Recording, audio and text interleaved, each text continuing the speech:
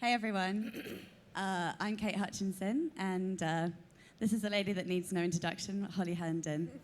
We're here to chat about her new album, Platform, and some of the creative processes behind that. So thanks for coming, and I hope you enjoy. Hi. Hi. So I wanted to start off by asking you about the laptop.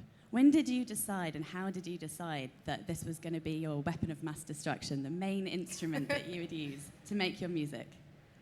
Well, I was living in Berlin when I decided to go to Mills College, and at the time I was mostly using hardware, sequencers, samplers, things like that. And when I moved to California and started studying at Mills, I met John Bischoff, who's a pioneering computer musician, among other artists there. And that was kind of the first time I realized that the laptop could be considered an instrument, or it could be taken kind of at the same level as other instruments. So that was kind of like an eye-opening moment for me. And then once I started learning Max MSP and the kind of things that I could do, the kind of flexibility that I could have with the instrument, yeah, it just was kind of like a no-brainer. I just kind of got deeper and deeper and deeper and found it really liberating. I mean, there's a lot of people who would say, you know, oh, laptop artists, it's very restrictive, la la la. What's your sort of counter-argument for that? It's funny that you use the word restrictive, because I think that's actually one of the challenges with the laptop is that there are so few restrictions. You know, it's so flexible, you can do so many different things. It's really, you're not tied to certain kind of physical limitations. So I would say that it's the opposite of restrictive. And your previous album, Movement, that was very much about alienation, and you were using your laptop on your own to make your music. But your new album, Platform, kind of goes off into a different dimension. Can you tell me how you got from those ideas on Movement to the ideas behind Platform? Sure. So when I was making, it's so bright, it's hard to see anyone. Sorry, I like to make eye contact.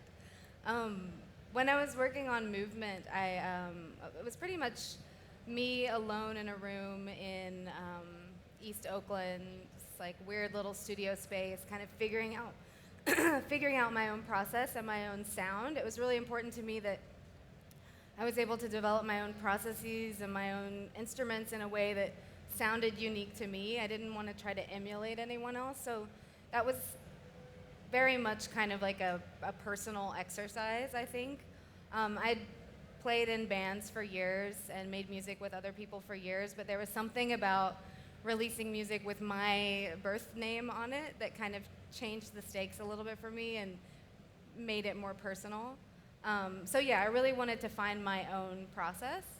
And once I kind of established that with Movement, with this most recent album, Platform, I felt kind of confident and comfortable enough to be able to open the process up to other people and collaborate.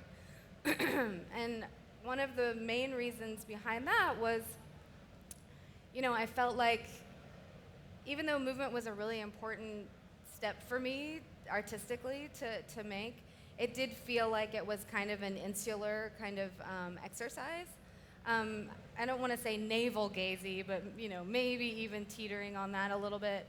And I felt like, you know, with so many of the big things that we're facing with our generation, I felt like what I really needed to do was kind of look outside of myself and look into other people and look at greater ideas than myself, and yeah, try to connect with a larger community of people and thought leaders.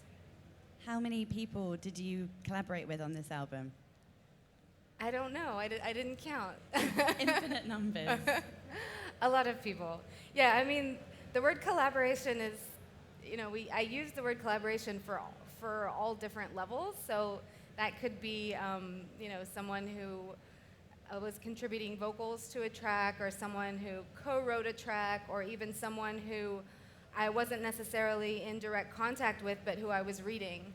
So kind of trying to explode the idea of the kind of like lone genius artist in a room coming up with all of these amazing ideas, and instead, you know, point out all of the people who I was reading and who were inspiring me, and seeing them as kind of collaborators in the album making, because a lot of the ideas, you know, that we share, they don't necessarily happen in kind of a vacuum. They're happening, people are having conversations, they're happening on Twitter, people are releasing journal articles, and that all contributes to a wider conversation. And so I wanted to kind of give credit to the people who were, contributing these ideas. And was this something that was sparked off by an idea by, is it Benedict Singleton? Yeah. Could you talk a bit more about his idea about collaboration and some of the things that he's been saying in his theory, with his theories? Right, so Ben talks a lot about the platform paradox. And so he talks about how, instead of trying to create like a one-size-fits-all solution to problems, you never know what's going to come along as you problem solve, and different variables come in, so you constantly have to improvise and kind of shift and be flexible. So instead of trying to solve kind of like one problem, it's more interesting if you can create a platform where people can communicate with each other in new ways and problem solve as they go. So the platform paradox is where he talks about, people often build a platform for one thing, but then it'll be used for something entirely different. And that's kind of where, where we see a lot of people going these days anyways. It's like everyone's interested in, not just having a business, but building a platform, like Uber wants to, it's not just like a car service, it's a platform that offers, I think there's like Uber restaurants in Barcelona, I think I saw. Yeah, so it's like everybody, it's like this kind of more infrastructural thing that people are trying to build. So that was kind of the jumping point, and so I was thinking, okay, how does that translate into the musical arena and the musical sphere? And I'm still figuring that out. Like, it's not like, oh, I figured everything out, I know what I'm doing. Trying to open up the performance aspect, trying to open up the album making part, trying to open up the press part, so like all facets of the music release and the music making process, I've tried to somehow kind of explode or investigate in a different way. I mean, it's really interesting hearing you talk about all these different ideas, because so many musicians that I've interviewed, they don't want to talk about who they've collaborated. They don't want to talk about their inspirations. They keep it all very close. So I just, I know you talked about the idea of coming up with new solutions and new ideas, but can you talk a bit more about why you think it's important to be so open about all the things that have gone into platform?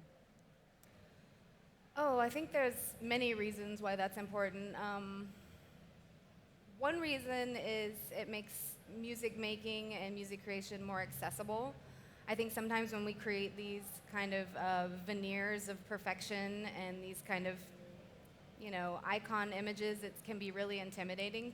I know I was intimidated going into music when I was younger, like looking at all these amazing things that people made and not really understanding that there was like this whole team of people, working and supporting something. So that's one thing. I think it's just kind of lowers the barrier for a wider audience to be able to get involved, which I think is a good thing. Transparency is always a good thing. That's something that that I feel passionately about. Anyways, it's a huge, one of the biggest issues of our time. And so if I'm going to care about that in the political realm, then I should probably care about that in my art practice as well. So transparency in the music making process, I think. I don't know, I could keep going. Please do. I mean, obviously some of, a lot of the sounds that are used on platform are very new and modern, but the way that you were also collaborating with a lot of these people sounds like it was very, modern, very 2015, Skype conversations, Google Translate. Can you go into that a bit more and maybe talk about how, what effect that had on the music making and also on the collaboration process? Because I'm guessing that it doesn't give you the opportunity to be as organic as possible if you're not together in the same room, or maybe it does, I don't know. Yeah, it's an interesting question. I think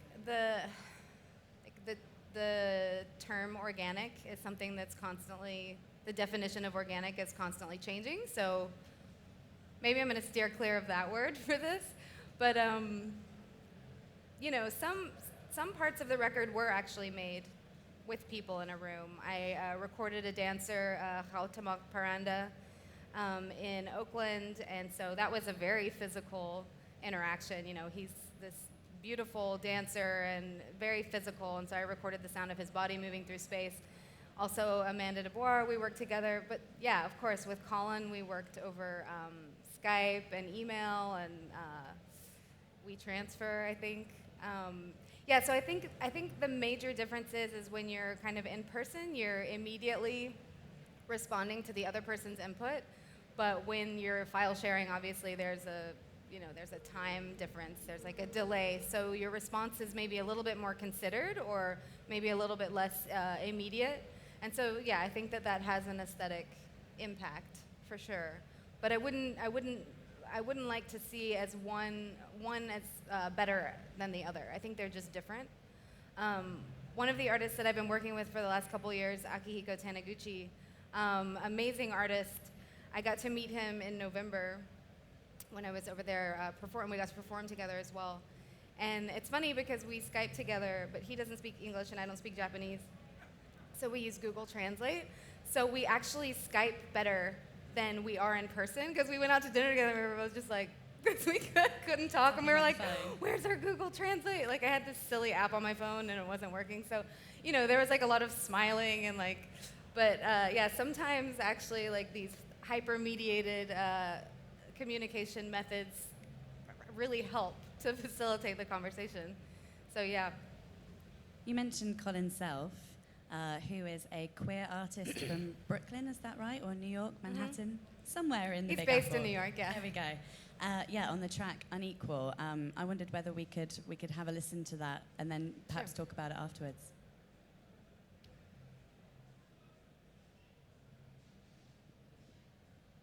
There's no video for this one, by the way, so no need to show my awkward desktop.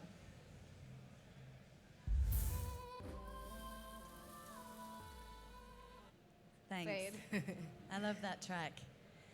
I mean, there are so many ideas involved in platform, and hopefully we're going to be teasing some of those out. But what really drew me particularly to this one is an interview I read with Colin Self talking about this idea, the song as a modern protest song. And I wondered whether Platform was a modern protest album. Yeah, I think it could be characterized as that.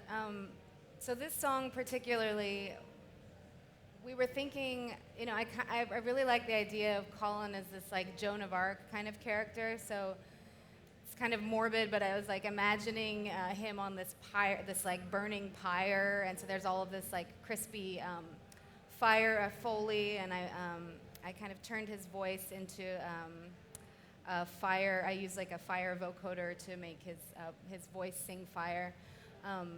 And there's a lot of kind of like medieval sound design, like this like dirt and clashing of metal. I was thinking, I've been in conversation with this Swiss economist, Hannes Grassiger, and he writes a lot about neo-digital feudalism. And so that's kind of where that all came together. We're thinking about, he writes about us needing a digital Bill of Rights because we have a physical Bill of Rights for our physical bodies, so we need to protect our digital bodies just as well. And he talks a lot about, kind of sharecropping on the internet, using these platforms, having to always agree to the terms and conditions no matter what. We did a project together for DIS a couple months ago where he wrote kind of this like romantic text to the platform he takes on the role as the digital serf, and he's reading this kind of romantic text to the platform, and we placed it to a lot of Renaissance music because the similar politics of the time. So this is kind of in the same vein as that, and Colin is just this. If you're not familiar with Colin, he's just like this beam of light. And so imagining him as this kind of martyr character singing and pleading and just asking people to treat each other with respect. And it's a very simple plea, just asking for equality. And that can be mapped to multiple different issues, racial equality, gender equality, income inequality that we're facing today. So yeah, it's definitely a contemporary protest song, I think. The stuff you're saying about Hans Grassinger, did I say that right? Hannes yeah. Grassinger is really interesting. And I feel like, or do you feel like the boundaries between our kind of digital selves and our physical selves are blurring quite drastically now? And is that what platform is addressing? That's one of the things that platform's addressing. I think that this has been going on for a while. I mean, we're all very emotionally invested in our avatars, to use a dorky word. But yeah, if you see these as kind of like emotional extensions of ourselves, they are part of us, even if they might be like a idealized part, or not an exact reflection of our physical selves. They're still an emotional part of ourselves. And so I think just recognizing the value in that, and the value in protecting that, I think. I read this great interview with you. I can't remember what website it was on, but you said that your inbox becomes your home when you're on tour, and I thought that was a really lovely, illustrative line about really that's what it's about. Your digital world becomes your whole world when you're removed from your physical world in that way, I guess. Yeah, I mean, I think that's true for a lot of people, especially a lot of people who travel or who have friends kind of scattered around the world. I mean, for me, I was living in San Francisco, and I was traveling quite a bit, and my partner moved to Los Angeles, so everything was kind of like spread out all over the place. And I felt like, all of my relationships and everything was being mediated through my inbox, and that's kind of where the intimacy was taking place, and not necessarily in my apartment in San Francisco. And luckily now I have an international data plan, but at the time I did not have that, and so it would be like, like running around with my phone trying to find, Wi-Fi, and trying to update things and trying not to drop the ball. Also, being in school and touring and all those things at the same time, I would be really worried that I would be forgetting something, or that I would skip something in my calendar and I would drop the ball and mess something up. So everything was kind of like being organized and mediated through this one central location, and that kind of hammered home how hyper-personal that actual space is.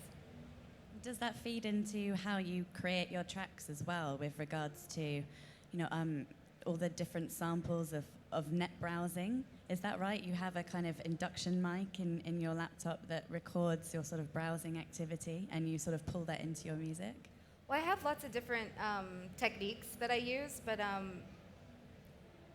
that's one thing, to go back to the laptop as an instrument. That's one thing that's really interesting about working with a laptop, is like if I want to talk about issues like digital feudalism, or I want to talk about intimacy online, I can actually use my instrument, because my instrument is mediating those things and is heavily involved in those things. It's very different than kind of like abstracting it away into like a physical instrument, or in a way that kind of limits you to lyrics alone. But when I use my laptop, I can actually build the conceptual framework of whatever I'm working with into the process of making the piece. And I think that changes the aesthetic of the piece, and it makes it, I would like to think it makes it really rich, and maybe like a deeper investigation. So in terms of, for home, I was using my partner Matt Dryhurst's Net Concrete. It's a really catchy name. Internet Concrete patch that he built, where you can record your browsing, and then you can smash your browsing sounds together into like a really beautiful palette that you can then, it basically generates a large volume of sound that then you go and edit through. Or, I'll also do things like, I'll record my Skype conversations, I'll record my mom on the phone. I'll tell her that I'm recording her, but she always forgets within 2 minutes, and then she's back in what? Did I say that? Oh, that's not going to be in a song, is it? Or my partner will record me on Skype, but when I don't realize it. And so building all of those kind of really hyper-personal things into the music, I think, I think it's just a really interesting new way of working for me. Are there any secret or accidental moments like that have made their way onto the record, where you've found a sample and you're like, oh, that's me being secretly recording, tapping something? Yeah, well, there's a giggle on there at the end of Home that Matt recorded. Every time I hear it, I kind of cringe, because I know it's it's not like I'm in a microphone going like, hee. It's like my actual super goofy, super unedited giggle, and it makes me feel really naked when I hear it. But I like that that's in there because it does make me feel vulnerable, and that song is all about vulnerability. So yeah, for me, it's really important that the process of making a piece and the concept of the piece, that they're intertwined, and that I'm using those kind of ideas in order to create or tease out somehow a new aesthetic. The idea behind Home is really interesting. It's concerned with surveillance, and you've kind of framed it within the idea of a breakup song. Can you tell me how you arrived at that quite complicated idea, why you decided to do that? Well, the first embers of Home started when I was thinking about this inbox thing and like running around, and that's why the verses use the sound of a dropping ball, the kind of exponential curve that has. It's like dun dun dun dun dun. It's not like a regular rhythm. And that's because I was terrified of always dropping the ball. So that's kind of how it started out. I'm thinking about this very intimate place, and then it was kind of like this slow unfolding. It wasn't like, oh, I saw something on the news and was like boom. It was just kind of like slowly kind of became clear to me that, well, like if my inbox is more personal or more intimate than my San Francisco apartment, and somebody's potentially in there, how does that make me feel? And so I really wanted to tap into the emotional aspect of that, and that's kind of where the love song comes in. I also wanted to write a pop song for it because I thought, I think it was Matt that uses this term, pop as a carrier signal, which I really like. I love that term. So you can, pop can travel and it can go really far, but then you can embed a message within that signal. And so the message was a message of, the importance of these privacy issues today. But also, really tapping into the emotional side, because I think sometimes when we see these issues on the news with this kind of like very dry presentation, it's really difficult to understand how they can impact our lives, or what's the importance to me, or like, well, I'm not doing anything wrong, so why does it matter if somebody's spying on me? These kind of arguments. I think if you can kind of unfold the emotional side of things, and I think it can help people understand, the importance of it. Boiling it down to one kind of central, relatable idea, I guess. Yeah. The surveillance thing is really interesting. I read something about your album or your music that said it was music for a post-WikiLeaks generation. I wondered what your take was on that. Yeah, well, I mean, I think after WikiLeaks, I do think that things have changed. I think that our attitude has changed. I think that politicians are aware that we're entering an era where people are valuing transparency, and I think that's a really good thing. A lot of people talked about how embarrassing some of the cables that were released were to certain diplomats and things, and it's like, well, then don't do embarrassing things. Like, don't, if you have nothing to hide, then you wouldn't be embarrassed about it in the first place. So I think if you are aware that you might be held accountable, I think that it'll make you behave in a different way, and that's a really positive thing. Another aspect of this album, and it's hard to know where to start with Platform because there's so many ideas crammed into it. I mean, it must have taken hours and hours of days, weeks, months of research. How long did it take to put together all the kind of central ideas? It's hard to tell when it started, I guess. I find it really difficult to write music while I'm teaching somehow. I don't know why, like my brain can't separate. So I often would write chunks during times off of school. So I rented a warehouse in Los Angeles for the winter break last year. That's kind of where some of it started. And then probably the bulk of it was written last summer, a little bit in Berlin, but also on tour. And that was an interesting experience that I would not repeat because it was extremely stressful, like recording vocals in random closets. And but something about that kind of like mobility also, I think, filtered into the aesthetic of the sound because, it was recorded in so many different places. and those different recordings are all layered together in so many different ways. It kind of flattens those physical spaces in a way. And collaborating, like you said, with people kind of from all over the world. Right. Including Claire Tolan, Right. who is an ASMR artist from Berlin. Going back quickly to what you were saying about emotionality in music, what really struck me about the track that Claire's on, Lonely at the Top, is that it's exploring this idea, I'm guessing, of getting emotion, from feeling different emotions from something. Someone's giving you emotions in a way that you didn't expect.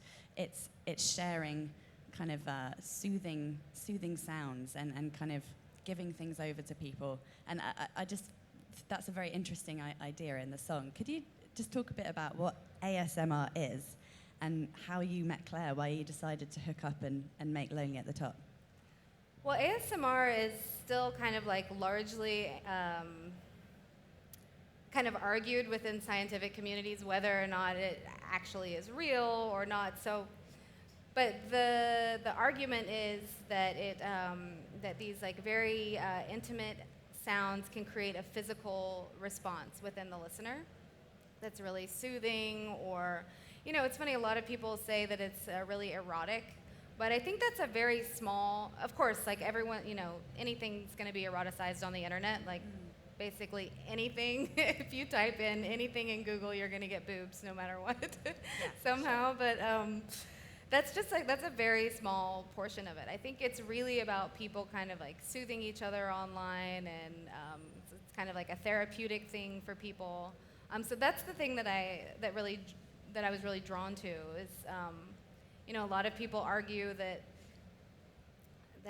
you know, our online relationships aren't real, or that they're, you know, pulling people apart, or all these things. So it's really nice to see examples that kind of go against that mainstream thread. And then Claire Tolan was at a talk that Matt was giving at Transmediale a couple years ago, or last year, and yeah, he was like, "Oh, you have to meet this woman. She's amazing. She works for an organization called Tactical Tech in Berlin. She's a developer. She's an activist. She's just an amazing woman." So I was like, "Okay, I really want to work with you on something." And she has this ASMR radio show, and so we thought it would be interesting to kind of flip the narrative of the usual ASMR. You know, usually it's like some sort of like spa theme, or it's like somebody like brushing someone's hair, or something really soothing. So we thought, okay, what if we go with that, but use it as a way to kind of, you know, say something critical. And the idea is that you're supposed to, well, sometimes you listen to these tracks and you experience a tingling sensation. And I definitely did. So I wondered whether we could play the track and then see what people's responses are to it. I don't know if it'll work in this kind of environment. It's kind of... Does it need to be much more intimate space? We can try it, but I would, if you're not familiar with ASMR, I would definitely recommend going into a deep YouTube hole. I'm obsessed with it. I watched someone folding towels with a very lovely voice. It was great. Hi,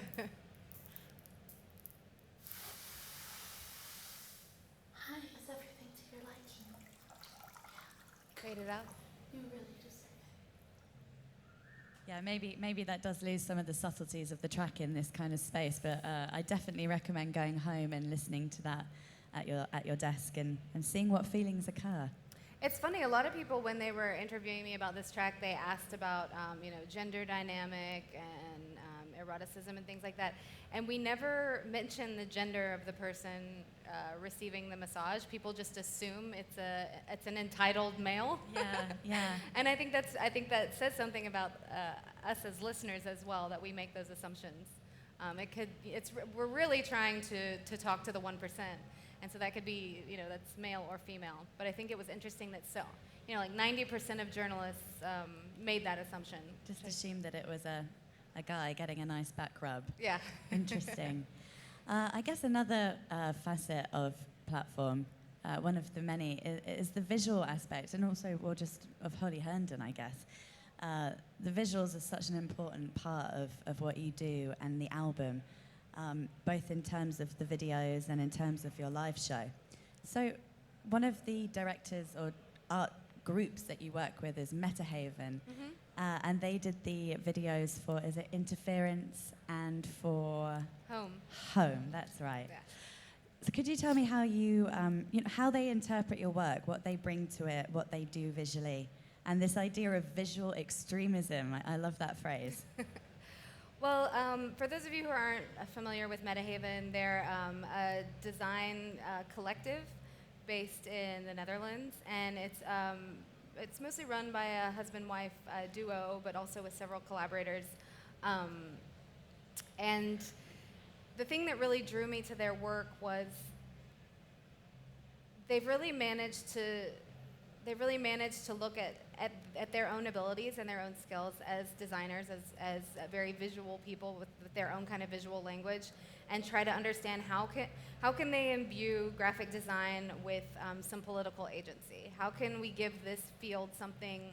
How can we use it in the service of these other ideas that we care about? And so that was kind of like the most inspiring thing for me, and something that at the time when I kind of came across their work, something that I was grappling with in music as well. So, I don't even like to say like how do they interpret the music, because I feel like that seems like this like passing off. I feel like it's so much more integrated. Like I started talking to them really early on when I was making the record.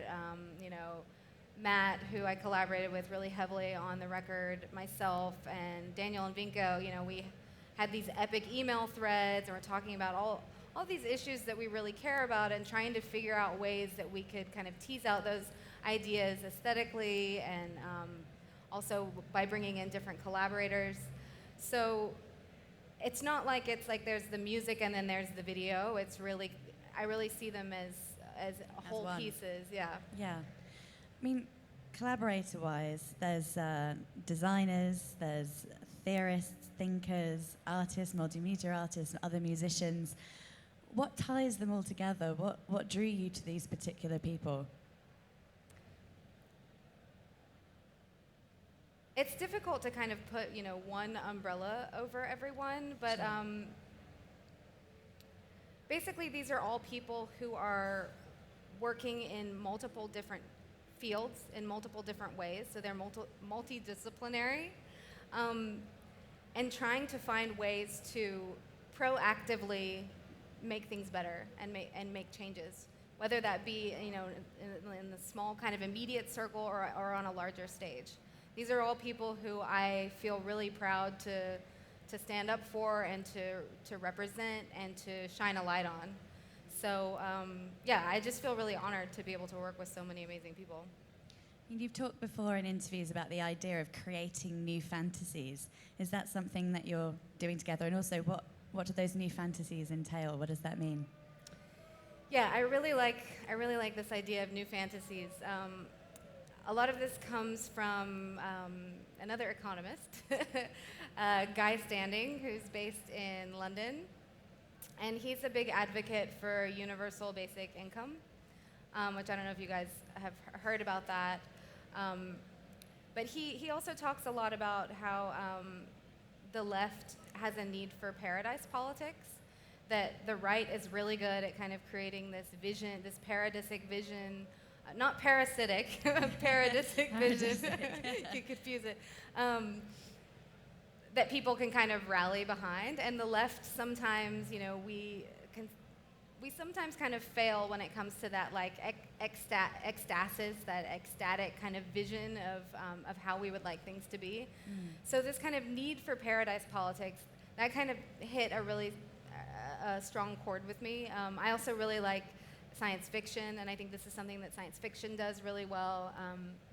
But I think this is, in my kind of investigation of like, okay, what does it mean to be a musician, and how can I imbue my music with things other than just music, or how, what is music really good at, or just kind of like trying to tease apart the importance of it. For me, I was like, well, this is something that music is actually really good at, and this is something that music could excel at, is creating this kind of like new fantasy, this new paradisic vision of how we want things to be. And that could be even limited to like one evening in a club. It could be like, wow, imagine if things were like this, even if it's only for 3 hours. It can still give you this vision of like, oh, actually, it's kind of like like the opposite of apathy. You know, it's like kind of like a, you know, trying to cure apathy of like, oh, you know, we're gonna be stuck with capitalism forever. Things are gonna suck. I have no upward mobility. Like, instead of just being like, ugh, everything sucks, it's like, oh, okay, well, what do we want it to look like, and how can we take baby steps to get there?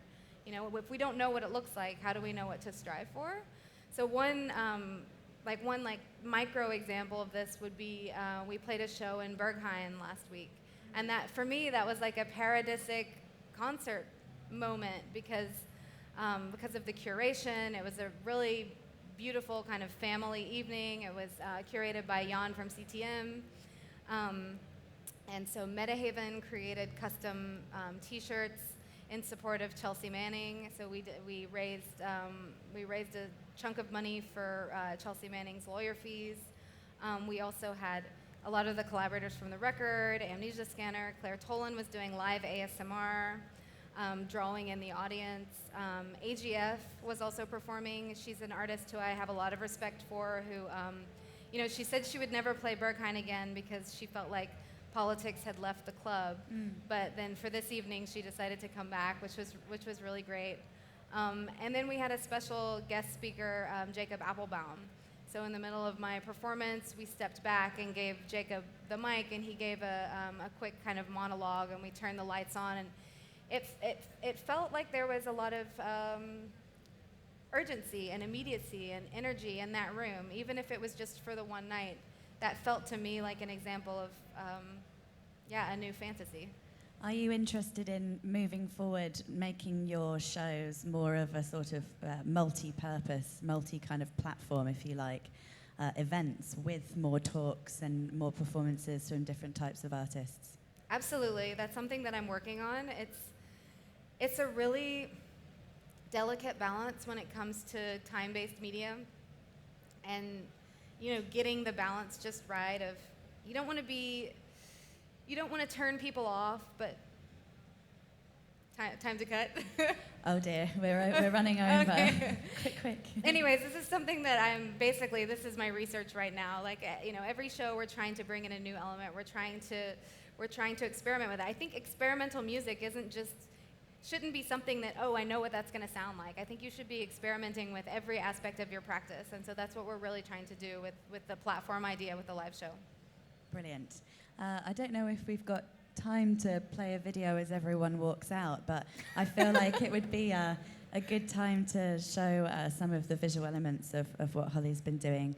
So perhaps we should play Interference, or maybe your new single, Morning Sun? Maybe we should do Interference since we talked about Metahaven. Okay, let's do that. So you'll just have to leave the room very slowly. Holly Herndon, everyone. I'm sorry we don't have time for questions, but I would say that there are loads of amazing interviews with Holly online, so if you're interested in any of the points that we covered, then... Desktop away. Thank you. Thanks, guys. Thanks, Holly.